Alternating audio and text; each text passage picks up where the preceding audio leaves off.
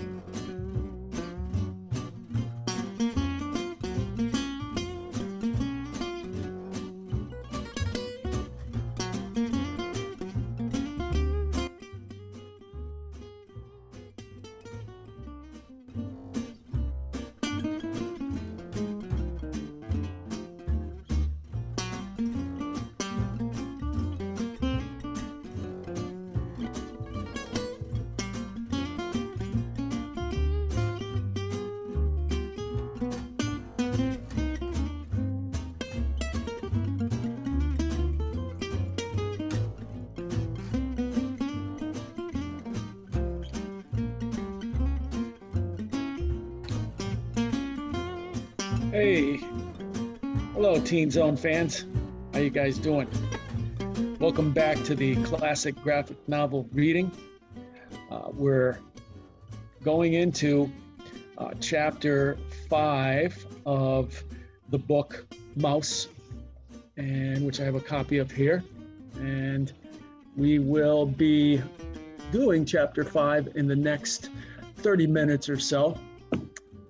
Glad you guys can make it back. For those of you who are repeat Teen Zone fans and graphic novel read and show participants, we will be pretty close to finishing Mouse. There's actually 6 chapters in this volume. There's 2 volumes. We are going to finish up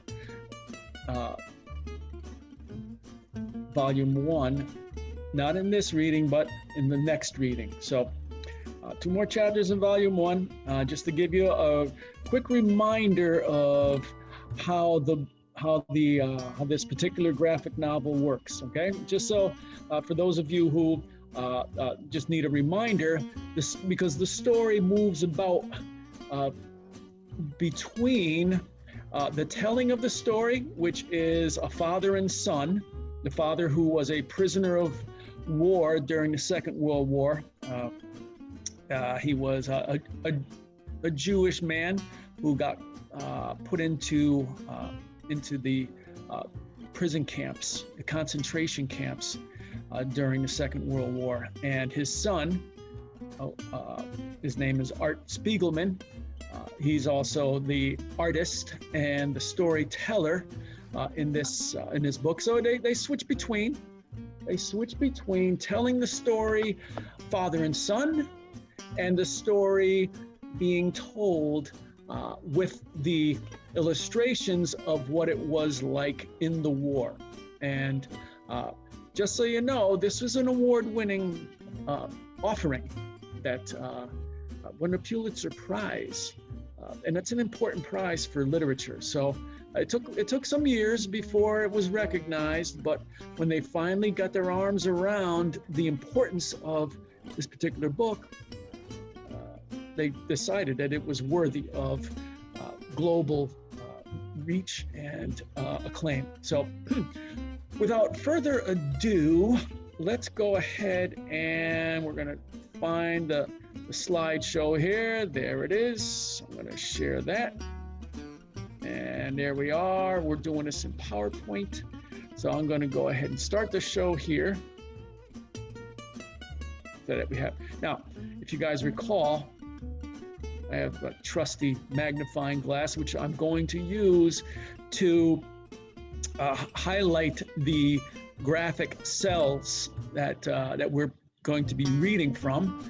And like I said, chapter 5, here we go. As you can see, the name of this chapter is Mouse Holes. So let's get started on chapter 5 of Mouse. So remember, the story's being told by the son, and you kind of get two stories. You get the one that they have in New York, which is where they live, and where Art is getting the story from his dad, and then of course reverting back and forth between New York in the 1970s, and going back and forth between the 70s and the 40s, where Second World War was taking many, many Jewish prisoners. So here we go. This is Art, the son, at home, and it sounds like his phone is ringing. So let's get started. It's like they were sleeping peacefully when ring, ring, ring. And here we go. Hello, Artie. I'm telling you, I don't know what to do with your father. He just climbed onto the roof. Mala? He insisted on fixing the drain pipe and got dizzy. I don't know how I ever got him down. What time is it? Now he wants to climb back up. What am I supposed to do? Please don't shout. Why don't you call a handyman? Geez, Mala, it's only 7:30 a.m. Prince Wyatt and I were up till 4. You know we don't get up till... Hello, Artie, it's Papa here. I'm telling you, Mala makes me my sugar. I want that. Maybe you could come now to Queens to help me. What? You've got to be kidding. When I was young, I could do by myself these things. But now, darling, I need you. I need your help for the drain pipe. Look, Pop, I'll call you back after I've had some coffee. Ew, maybe I was dreaming. Was it your father again? That's Artie's wife. Uh-huh. He wants me to help him fix his roof or something. Even as a kid, I hated helping him around the house. Well, I'll get that thing out of my way. He loved showing off how handy he was and proving that anything I did was all wrong. He made me completely neurotic about fixing stuff. I mean, I didn't even own a hammer before we moved into this place. One reason I became an artist was that he thought it was impractical, just a waste of time. It was an area where I wouldn't have to compete with him. So, are you going out to Queens? No way. I'd rather feel guilty. Besides, I'm too busy, and he can easily afford to hire someone. Hello, Pop. Listen, about that drain pipe, I don't think I can come. So, never mind, Artie. I talked just now to Frank, what lives next door. He agreed he would fix with me over the weekend. Oh, that's great. Yes, of course. Better it would be fixed today, but at least somebody will help me. Just great. About a week later, early afternoon. Hiya, Pop. What you doing out here in the garage? It's always something here I must do. I'm putting now away my old nails, the long ones separate from the short ones. Is the roof all fixed up? Yeah, Frank from next door came eventually, and together we fixed. Do you need any help with those nails or anything? No. Such jobs I can do easy by myself. Is everything okay? Nah. With my life now, you know it can't be everything okay. You go upstairs. I'll finish here my job, and in a few minutes I'll come up. Okay. Hi, Mala. Oi, you scared me, Artie. My nerves are completely shot living with your father. He seemed a little upset when I saw him downstairs. Do you think he's angry that I didn't come help him last week? I don't think so. But keeping this house fixed up is too much for him now. I keep telling him to sell it and buy a condo in Miami. He seems depressed. It could be that comic strip you once made, the one about your mother. What? Glodek saw it for the first time a couple of days ago. How do you know about Prisoner on the Hell Planet? My friend Ruthie has a son in college. He reads all the comics. He showed it to her, and she gave me a copy. I knew it would upset your father, so I kept it hidden, but somehow he found it. I drew this story years ago. It appeared in an obscure underground comic book. I never thought Glodek would see it.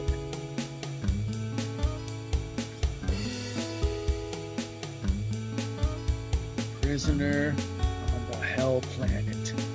A case history. In 1968, when I was 20, my mother killed herself. She left no note.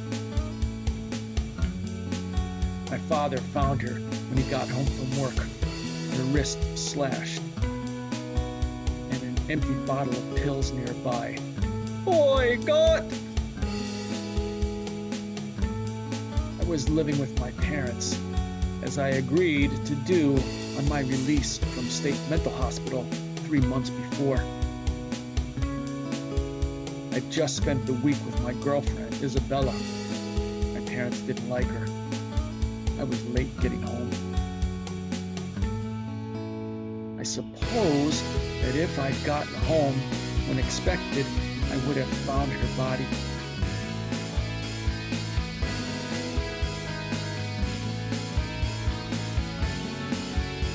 A cousin herded me away from the scene.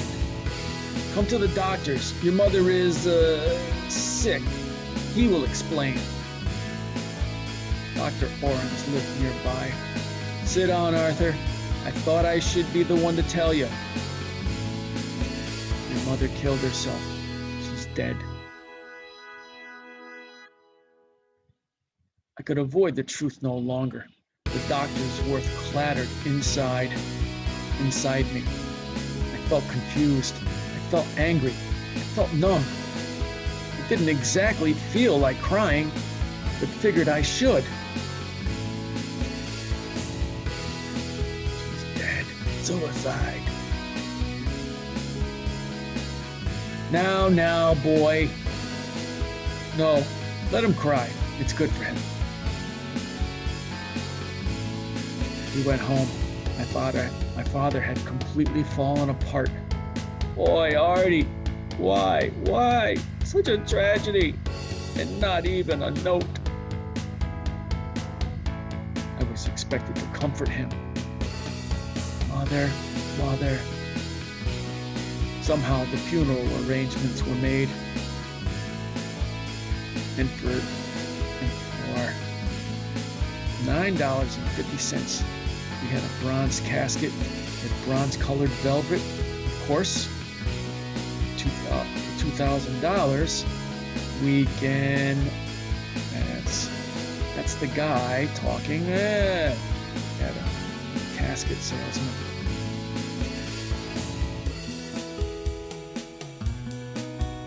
That night was bad. My father insisted we sleep on the floor. An old Jewish custom, I guess. He held me and moaned to himself all night. I was uncomfortable. We were scared. The next day at the funeral home was worse. It's like some Jewish prayer they must be saying. My father fought for self-control and prayed. It was pretty spaced out in those days. I recited to my mother from the Tibetan Book of the Dead. Oh, nobly born, in your journey through the formless void, remember the unity of all living things. That must be the Tibetan prayer. Anya! Anya! It was too much. I had to leave. Anya! A friend of the family found me out in the hall. Now you cried. Better you cried when your mother was still alive. I felt nauseous. Guilt was overwhelming.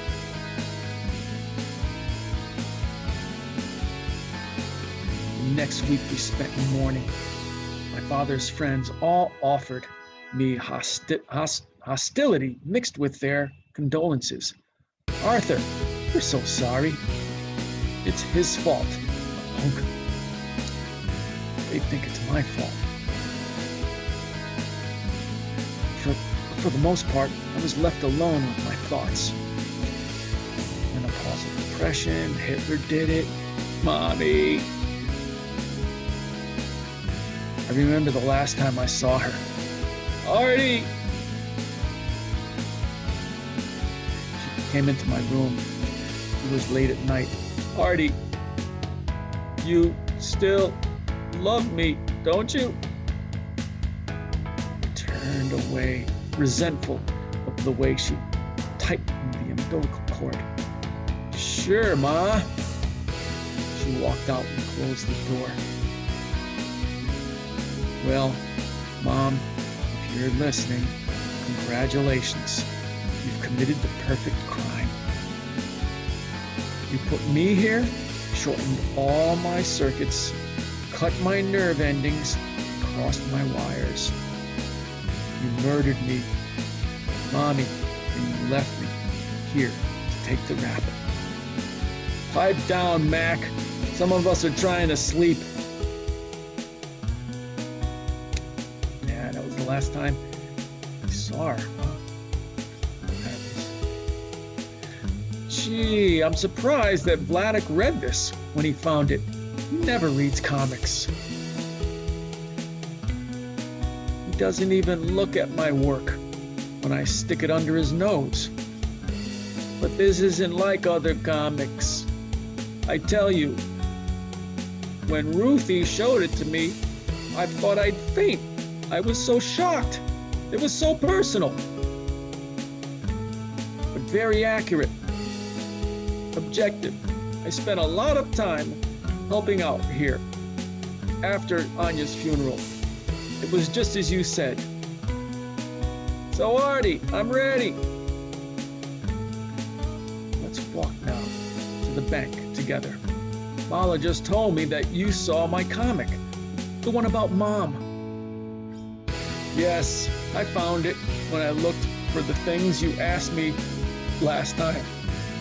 Oh, I saw the pictures there of Mom, so I read it, and I cried. I'm sorry. It's good you got it outside your system.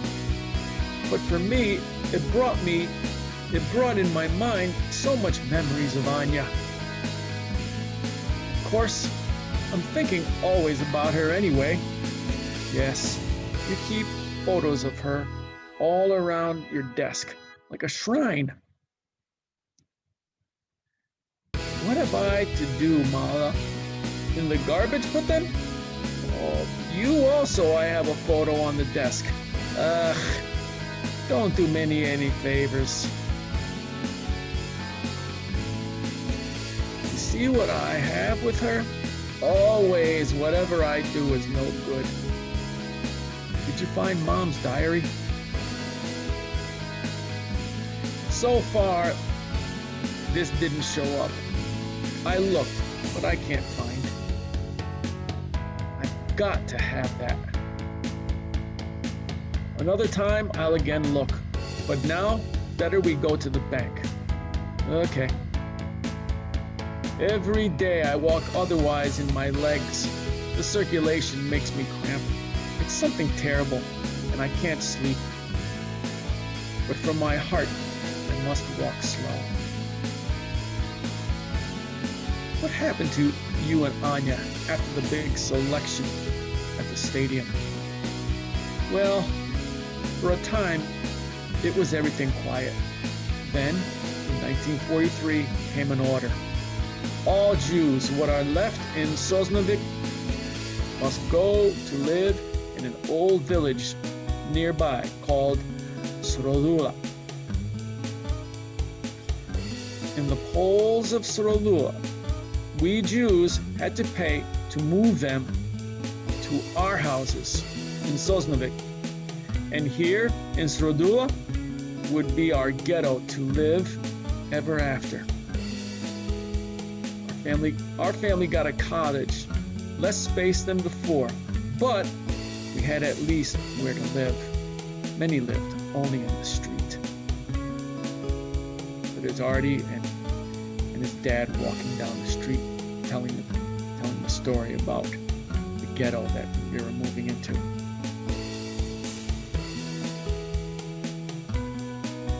Each day we were taken to Sosnowiec to work in German shops. Notice the quotations around shops. Anya with her sister Tosha had worked in the clothing factory, and I went together with my nephew Lolik to a woodwork shop. Every day the guards marched us about an hour and a half to work. The guards, it was Jews with big sticks. They acted so, just like the Germans. And every night they marched us back, counted us, and locked us in. Lodek, hurry home. Anya, what is it?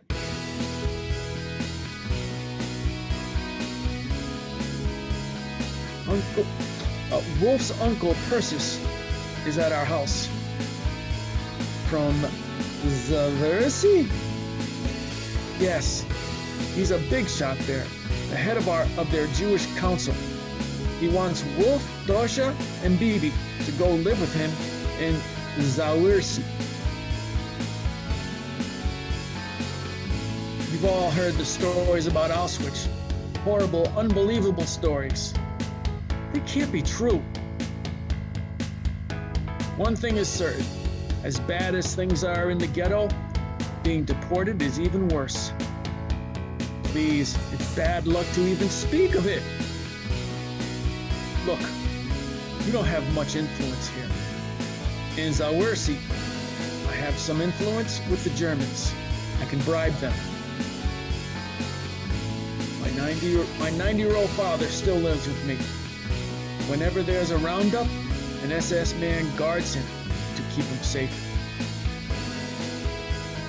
90. This was 1943. There wasn't left any other Jews that had 90 years.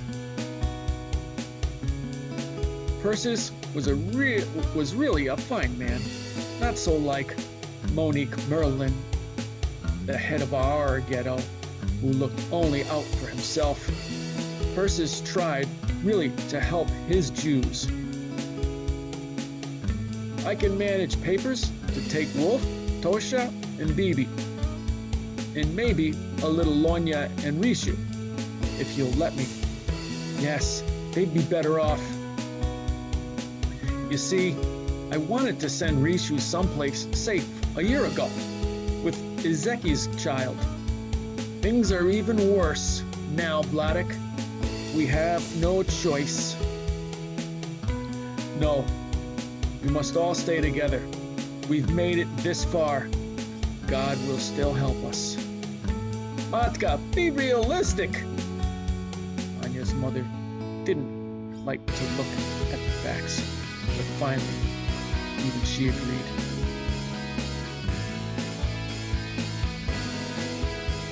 So Persis arranged, and he came again to Srodula. It went with him Wolf, Tosha, and Bibi, Oleg's little sister, and our boy, Rishu. We watched until they disappeared from our eyes.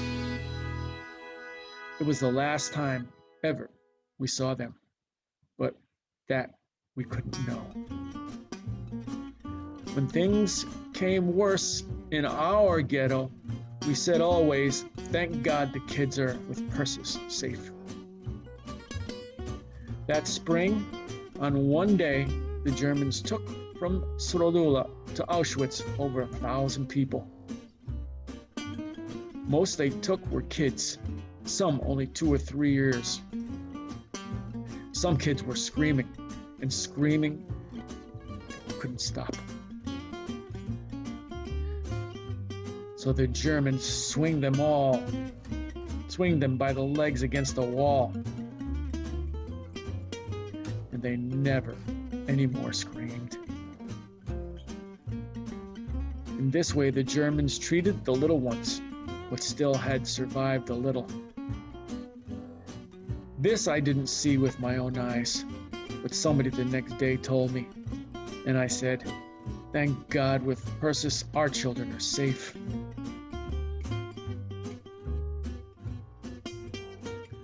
So what happened to Rishu? Our beautiful boy. We only found out much later. A few months after we sent Rishu to Zavershi, the Germans decided they would finish out that ghetto. More gunshots? What's going on? It's horrible, Tosha. All the Gestapo in the ghetto have been replaced by others from Opoli. They just shot Persis and the rest of the Jewish council. What? They're evacuating Zversi. We're all supposed to go to the square with our baggage right away. They're sending all of us out to Auschwitz. Oh my God. No, I won't go to their gas chambers.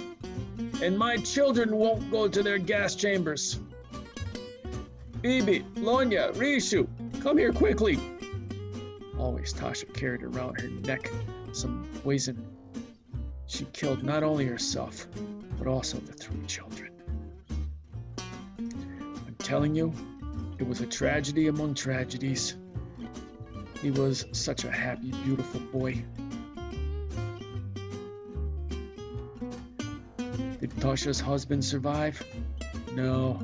On the train to Auschwitz, he tried to escape. They shot him. Hardly any survived.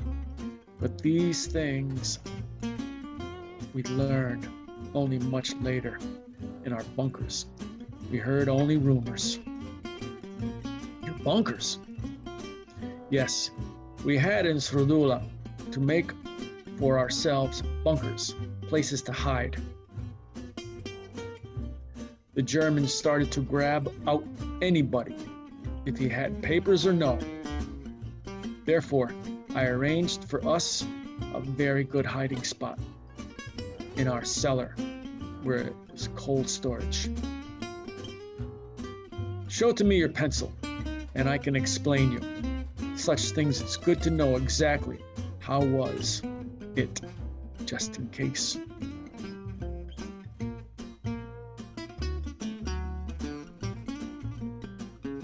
So you can see he drew out a little diagram of how the hiding place was. I'll move this out of the way so you can see. You can see the side view where it says side view. There's an outer wall, ground floor, kitchen, and then the coal. And then down, looks like a false, looks like, yep, there it is, false bottom piled with coal, removable wood, panel allows entry. That was their hiding place. Let's get back to the dialogue. In the kitchen was a coal cabinet, maybe 4 foot wide. Inside, I made a hole to go down to the cellar. And there, we made a brick wall filled high with coal. Behind this wall, we could be a little safe.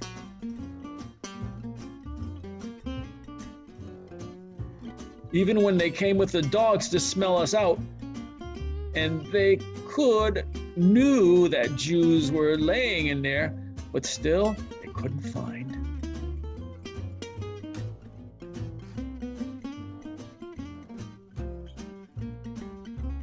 The dogs ran up and down like mad, but in the coal bin was only coal. It looked full, and they couldn't lift it. In the cellar, it was only a cellar. Is it safe to go out yet? I can't stand all these worms crawling all over me. The Germans are leaving. We had worms there in that bunker. We've got enough food to stay here a couple of days. We'd better wait till things quiet down. We survived there a few actions, but others, what didn't have such a good place, like what I made, they kept being taken away.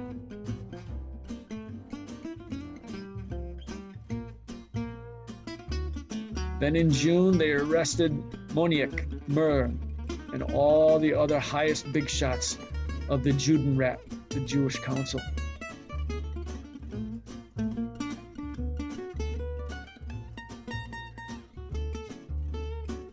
It's like another bunker that they made. Around this time, we were put into different house. Here, we also made a bunker. Around it this time, we were put into a different house. Here, oh, I just read that. Sorry, boys and girls, ladies and gentlemen. By the end of July, the Nazis made to liquidate completely our ghetto. It was 10,000 Jews taken away in 1 week. Except to sneak for food, we stayed mostly in the bunker. Lolik, thank God you're safe. It's like a battlefield outside. There's hardly anyone left in Strolula. Everyone has been deported or shot. From all the Jews of all Sosnovic, there was left maybe 1,000 in the ghetto. At least your bag is full. You found a lot of food, yes? Just a few old turnips and some books. Books? What's the matter with you? We can't eat books. All the time we were hungry. We just didn't have what to eat. One night we went to sneak food. Look, a stranger. We dragged him up into our bunker. What are you doing here? I didn't know anyone lived here. I just stopped for to rest for a moment. My wife and I have a starving baby, and I was out hunting for scraps. He's lying. In the morning, we gave a little food to him and let him go to his family. He may be an intruder, or he may be an informer. The safest thing would be to kill him. What had we to do? We took pity on him. Judenraus! The Gestapo came that afternoon.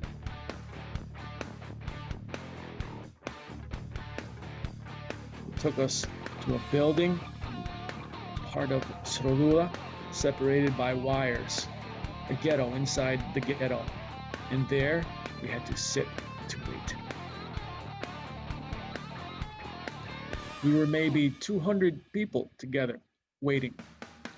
Each Wednesday went vans to Auschwitz. When we were caught, it was then maybe a Thursday. Look, Anya, that's my cousin, Jakov Spiegelman, in the courtyard. Hey, Jakov, help! Jakov, help us! Vladek, there's nothing I can do. I made signs to show I could pay. Some gold I hid in the chimney of our bunker when they took us, but a few valuables I had still with me. Okay, don't worry. Haskell will come to help you. Haskell Spiegelman was another cousin. Would they have helped you even if you couldn't pay? I mean, you were from the same family. Ha! You don't understand. At that time, it wasn't any more families. It was everybody to take care for himself. The next day came in 2 girls carrying food. With them came Haskell, chief of the Jewish police. Look, Vladek, I can get you and your wife out, but your nephew, but your in-laws are too old. They'll never get past the guards. Please, we'll make it worth your while.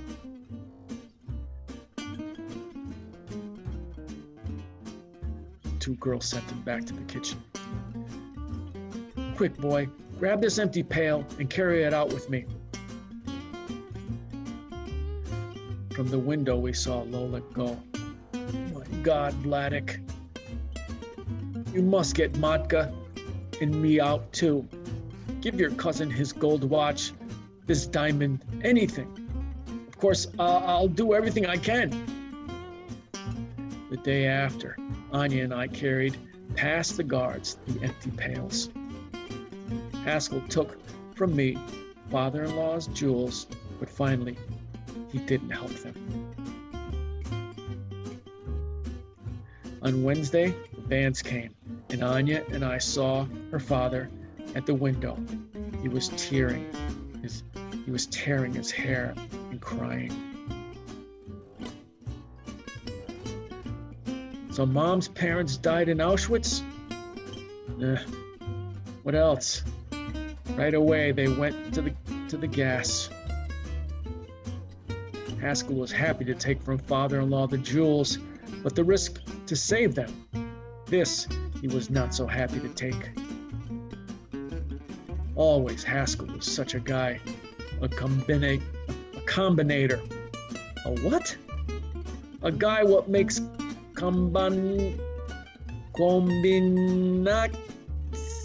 yeah, a schemer, a crook. Kombinakia, all right, kombinakia. He's a schemer, a crook. What did you pick up? Telephone wire. It's very hard to find. Inside, it's little wires. It's good for tying things. You always pick up trash. Can't you just buy wire? Why always you want to buy when you can find? Anyway, this wire they don't have in any stores. I'll give you some wire. You'll see how useful it is. No thanks, just tell me what happened with Haskell. There are only about 1,000 Jews left here. Most work at the Braun shoe shop. Haskell was a very big man in the ghetto then, with Srodula when Srodula was finishing.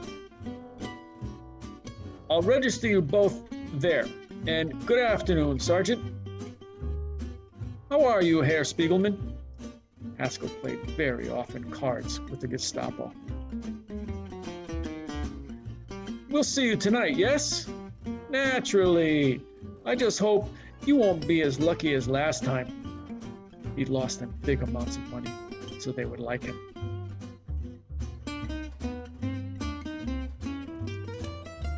Miluk, take care of Cousin Vladik. Gladly. Ben here can show you how to resole the German boots. Haskell had two brothers, Bisha and Miluk. Bisha was also a combinator, but Miluk, he was a fine fellow. We'll reserve this workbench for you.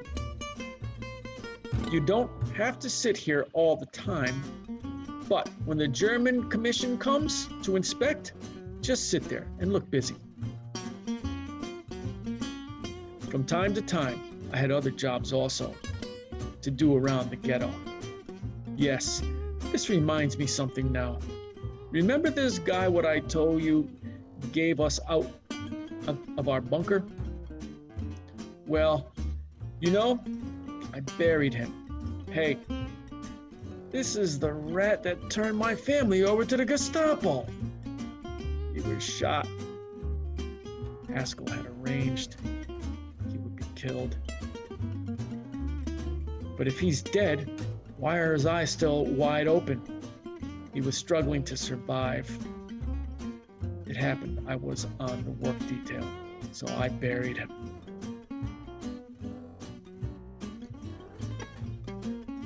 Haskell is alive still in Poland with a Polish woman, a judge. What kept him hidden when, my heart, Artie, quick, take from my pill, nitrostat pill. Take from my pocket, nitrostat pill.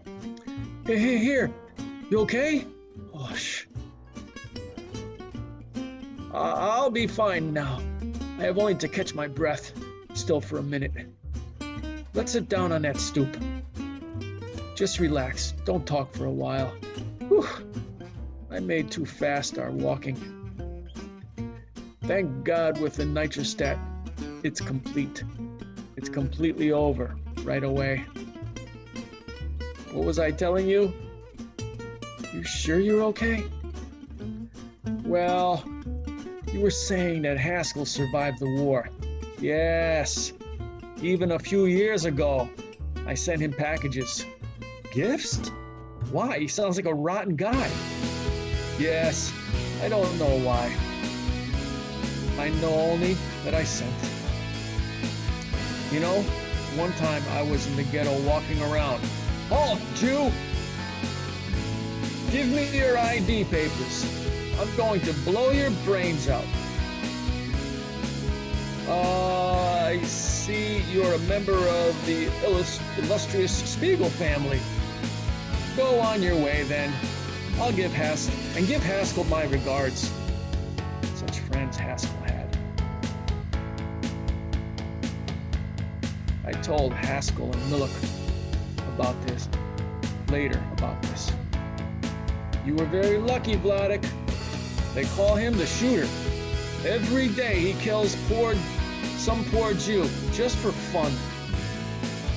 Hey, aren't you going over to Pesha's to buy some cake? Cake? It's impossible. He's joking. Cake? Cousin Pesha was really selling cake.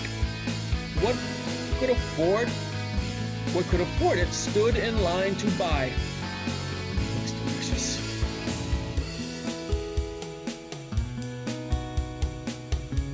How does he package it, Pesha? When people are sent to Auschwitz, my men search their houses. Pesha was like Haskell, part of the Jewish police. They find a little flour here, a few grams of sugar there, and save it. He was younger from Haskell, but also a combinator. You know what a cook my Rivka is. Try it. Only 75 zlotys a slice. I had still savings, so I got for Anya and me some cake. But the whole ghetto. We were so sick after. You can't imagine. Some of the flour Pesha found, it wasn't really flour, only laundry soap.